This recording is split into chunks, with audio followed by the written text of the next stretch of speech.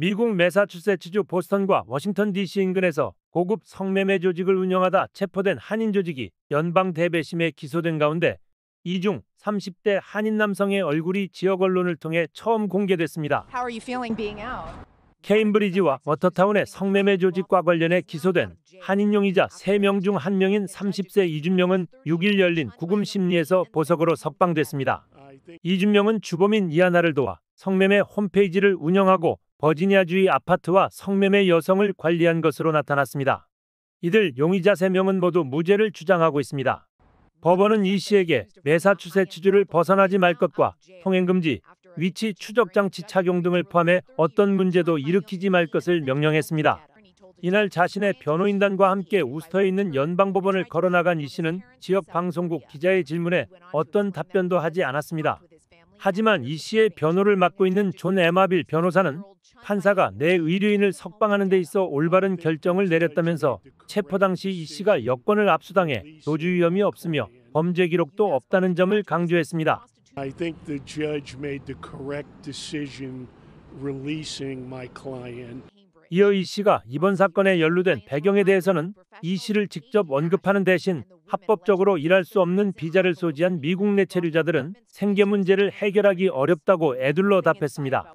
에마빌 변호사는 또 매사추세츠대 보스턴 캠퍼스를 졸업한 이 씨가 이번 사건으로 인해 굴욕을 당했고 한국에 있는 부모님께 사실을 숨기려 했지만 지금은 가족들에게 털어놓고 지원을 받고 있다고 했습니다.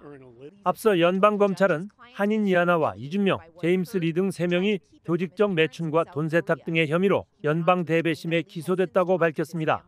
이들은 지난해 11월 보스턴 및 버지니아의 아파트를 렌트한 뒤 10여 명의 한인 및 아시아계 여성들을 고용해 성매매를 한 혐의를 받고 있습니다. 검찰은 이들이 최소한 2020년 7월부터 성매매 조직을 운영했다고 밝혔지만 이들이 성매매 모집을 위해 운영한 홈페이지는 이미 지난 2016년 8월 등록한 것으로 나타났습니다. 이들에게 시간당 350에서 600달러를 내고 성매수를 했던 고객은 100명 이상인 것으로 알려졌으며 이 가운데 보스턴 일대에 거주하는 28명은 조만간 법정에서 심리를 받게 될 예정입니다. 고객들이 성매수를 위해 자신의 면허증이나 신분증 사본을 제출하고 이메일과 전화번호, 직장 등을 제공했기 때문에 검찰이 이들의 정보를 손쉽게 확보한 것으로 나타났습니다. 매사추세츠주법은 성매수 등 경범죄로 기소된 사람의 경우 비공개 재판을 원칙으로 하고 있습니다. 하지만 지역 언론사인 보스턴 글로브 등이 이번 사건에 고위 공직자와 정치인이 연루돼 있다며 국민의 알 권리를 위해 공개 재판을 청원했고 이에 매사추세츠주 대법원은 사법부에 대한 대중의 신뢰와 재판 과정의 투명성을 위해 이들에 대한 법정 심리를 공개한다고 결정했습니다. 매사추세츠주 대법원의 이 같은 결정은 앞으로 열릴 워싱턴 DC 인근 버지니아주 성매매 고객들에 대한 재판에도 적용될 가능성이 커 주목되고 있습니다.